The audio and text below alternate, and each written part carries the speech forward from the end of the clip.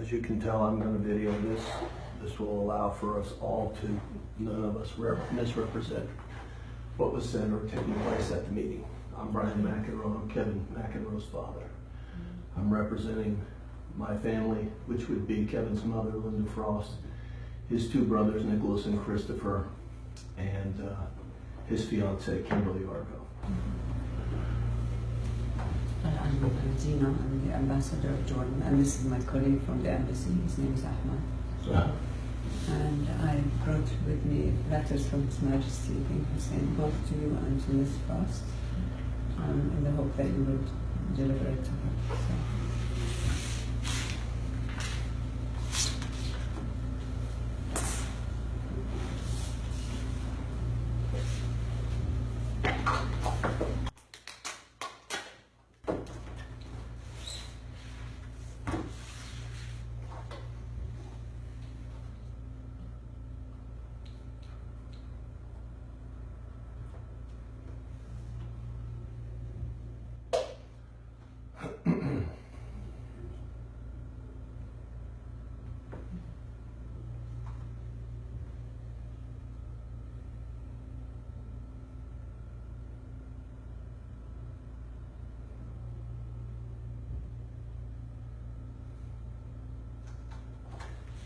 Anything else?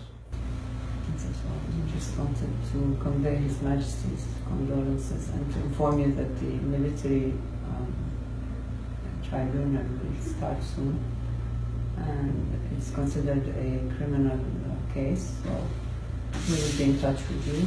I know that you're on our email, and we're trying to keep the information flowing with the three families at the same time. Well, I have no desire to make this particularly unpleasant. I would tell you that I have a letter for you to deliver to the king, if you'd be so kind to do that. And I would tell you that at this particular point in time, this is woefully short of an apology for the actions of the Jordanian government since this murder, these murders have happened, so that you understand my perspective on this. Marek Abu Tayyib was, Ahmad, as close to me as you are now. I don't know if you've seen the video. Oh, yeah. Okay. Well, if you see the video, here's what you'll realize. He was close enough to my son to reach out the window and shake his hand. He laid in wait with his weapon at the ready and executed my son from behind a curtain. My son never saw him, never knew what happened to him.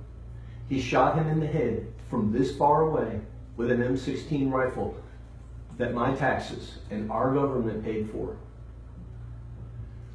Over $1 billion a year in aid goes to your country from mine. Without getting into a long conversation about politics, I would tell you that if it weren't for the United States and these brave soldiers who support your country, you wouldn't be here. You wouldn't have jobs for the Jordanian embassy. The Middle East is a mess. I'm sorry for that. I didn't create it.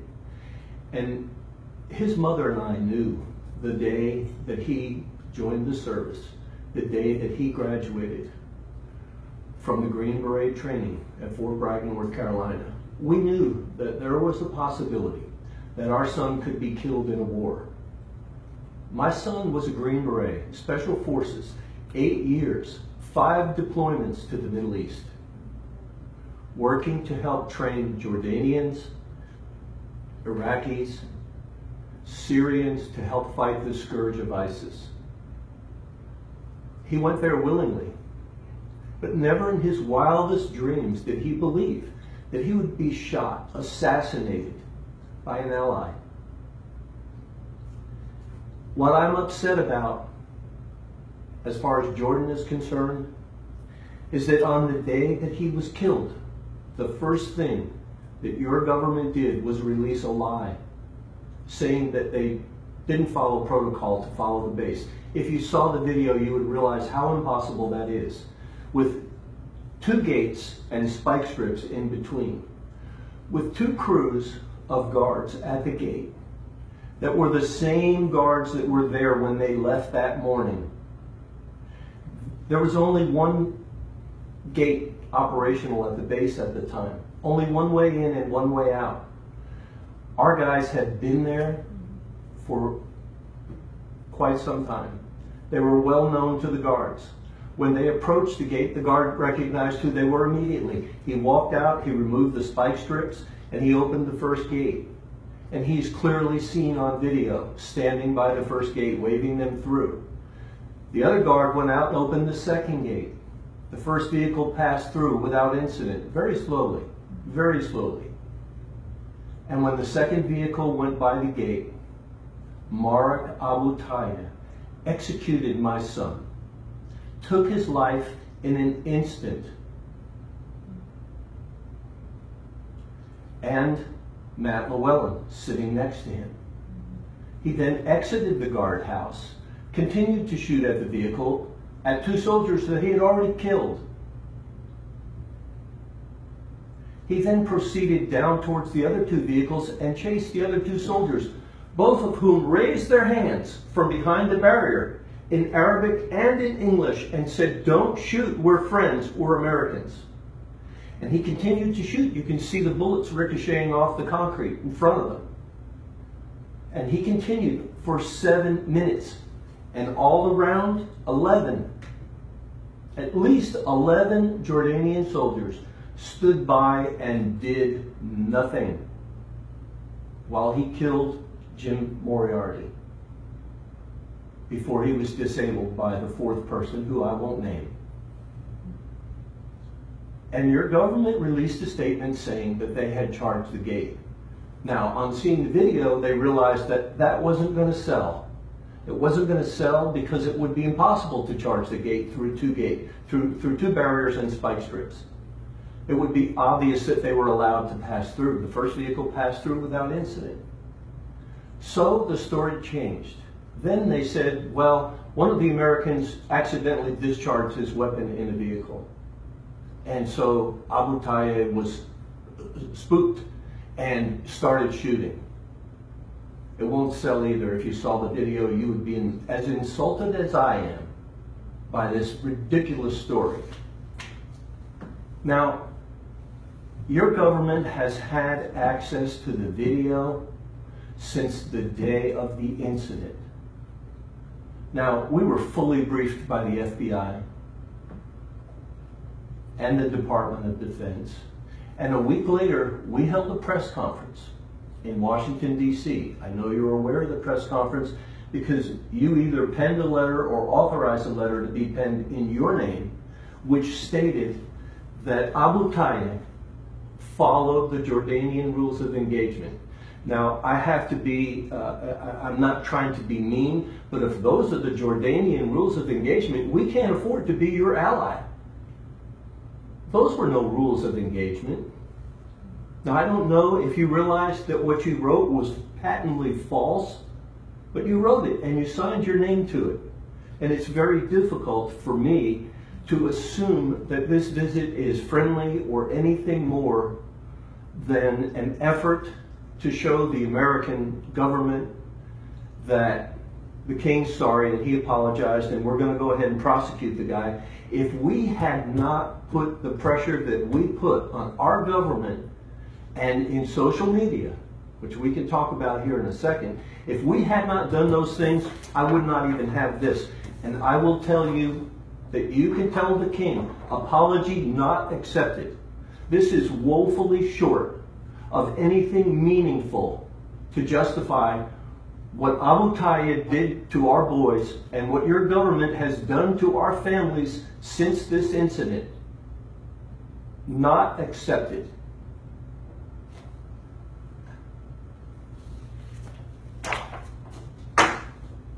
I don't know if you've seen these. I was shown this yesterday or the day before. Well, here's a translation. There are translations. These are the disgusting things that his family and people in Jordan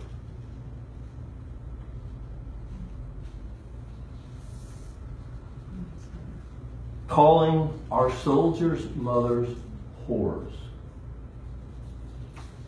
Calling our American soldiers, your allies, dogs, to be shot down like dogs.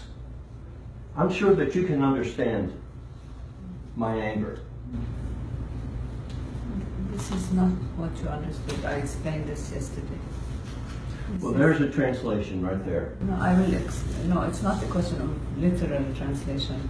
It's a question of the family of Marek saying that they do not want him to be defended by the union of lawyers. And that he would be I'm just telling you so you know. Well, they're saying they don't need him to be defended by the union of lawyers because the king is going to protect him. That's not true, sir. Excuse me. That's not true. I can understand your anger. You lost your son. I'm not here to defend the act of neither Marek or it is a horrible thing, and I can't put myself. And your anger is very justified. So, being a mother myself, I know how it is, how it could be to lose one's son in such a stupid incident and an unjustifiable incident. So, please do not think that I'm here to defend Marek. I would not come here to defend him. And I understand the frustration you have with all the things that have been going on, but I am here to give you one message, is that we're trying to rectify things now. And it's not because of the pressure of a press conference or not, it's because there has been mistakes done and we're trying to fix it now. So that's all I can tell you. Well, I would say this. It's not my place to give you advice, but I would tell you this. Before you write a letter that you distribute, that you sent to Congressman Poe, stating that he did that, then you should have seen the video and you should have known, because when you put your name behind something, you should be able to stand behind it and know what it says. I would tell you this, okay? The king actually trained with American GIs. He trained with American Special Forces at Fort Campbell, 5th Group, the same group of soldiers, the same group that these soldiers came from. This is woefully insufficient as it relates to, I can tell you, he may have learned how to jump out of an airplane, he may have learned techniques of soldiering, but he didn't learn about the brotherhood. Because there are still Americans supporting these efforts in Jordan. How do you think they feel as it relates to trusting the soldiers that they're there to help? How do they feel? When did they say, am I next? Am I going to be the next one that gets shot? Sir. He does not understand, or he never would have written it. Look, to blow a little sunshine up my skirt by telling me how proud I must be of my son, he does not have a clue. He does not have a clue. You see those boys? You see that woman right there? That's his grandmother. He was her favorite. He visited her 2 months before he was shot down like a dog. His mother will never, ever be the same. She's a healer. She does therapy for people that are hurting, that are sick. And she has a hard time getting out of bed to go to work because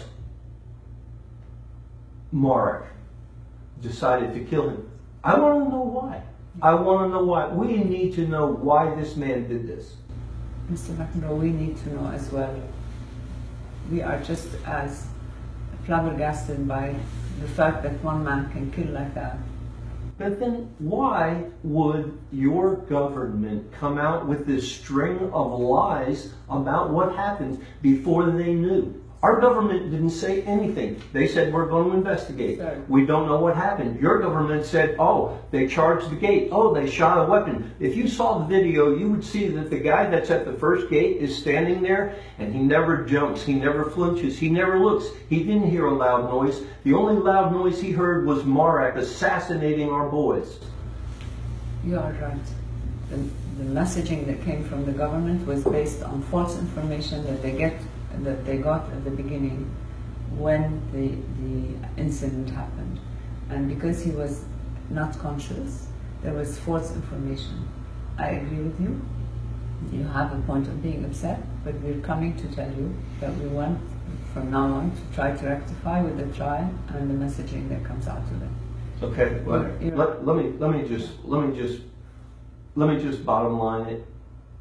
This is uncomfortable for me, as I'm sure it is for you. But let me just tell you this, okay? I believe in a very important precept in American theory, philosophy, as our Constitution, that people are innocent until proven guilty. And so therefore, I always believe in giving people the benefit of the doubt until they show me otherwise. So far, your government has showed me otherwise by releasing lies, 3 of them. And then you supported them with that letter you wrote to Congressman Poe about him following the rules of engagement. So now, as it stands now, I don't believe this. I don't believe anything. It's up to you to prove to us now that it's otherwise. Because you have already lost my confidence and my faith in your ability to do the right thing because of the way you've conducted yourself so far. So as it stands right now, you can relate to the king. The apology is not accepted. Here is a letter for the king, okay? And in order to make things right, you have a list of things right there that and I'm sure you're aware of the fact that the other 2 fathers and families, that we've all discussed this. We're not asking to be unreasonable. We want to be fair. But you guys have some ground to make up because so far you have just totally messed this up. And we're upset. We will not relent and we will not go away. And if the King of Jordan wants to continue the relationship with our country with good feelings and $2 billion a year in aid that our taxes pay for, that is backed up by the lives of our children, take a look. Consider what we've asked because it's not unreasonable, it's not unfair. We got the same letter from Jim Moriarty. Okay. So okay. Anyway, I'm not here to question anything. I realize how difficult it is for you to receive us, and I thank you for receiving us. I know it's very difficult. You lost your son, so you're in a difficult position. I'm not in any difficult position other than trying to defend the wrong messaging that has come out of the government. But at the end of the day, you're the one who's had to pay the price. So I realize your anger. I will take it. There's nothing I can do except to advise things from now on. I did not see the video. That you know, I told you. So whatever was written was based on those who were on the ground. Having said that, I take the responsibility, and we hope that from now on we can work out after the trial and the messaging to try. I will read your letter. If it's the same like Mr. Moriarty, then you know that's fine, and we see what happens. But I realize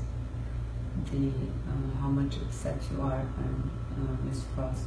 I realize I see the pictures of the 3 children that you have, and I'm sure that the other 2 are suffering as well. So I thank you for your time.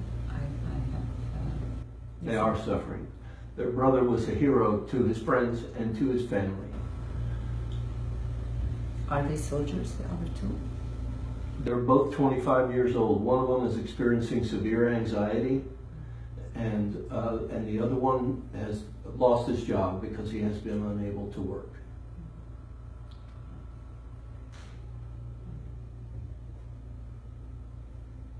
And And to be honest with you, remind the king, if you would, remind the king of the brotherhood of American Special Forces. And trust me, I don't think that a Special Forces soldier is any more valuable to his parents than the guy who fills the gas in the trucks. Okay? They're all valuable. Everyone. They all have an important job to do. But these men share a brotherhood. And they are there now on the ground in your country continuing to try to help you. If I were their parents, well, their parents don't know where they are. I did not know where my son was until the day he died. But there's a brotherhood.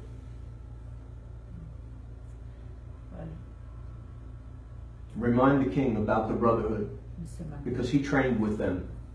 And so far, he has dishonored them. So I hope he can make up for it. Mr. Mahmoud, His Majesty appreciates the work of the Special Forces more than any other person in the country, but I can understand your anger, and we will try to rectify how things were handled by the parties concerned.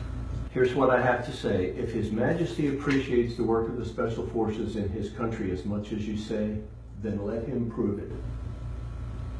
We will be working on that. But believe me, the relationship that is between both our countries is just, it's not a question of dollars, Mr. McEnroe. There's an alliance and there's a shared interest in this relationship. So, but again, this is not the purpose why I'm here. My purpose is to give you this letter and to hurry you out and to relay your messages. I want to rip this in half. That's how angry I am. I know, I understand. I understand fully your anger. Okay. We're done. Thank you, Mr. McEnroe.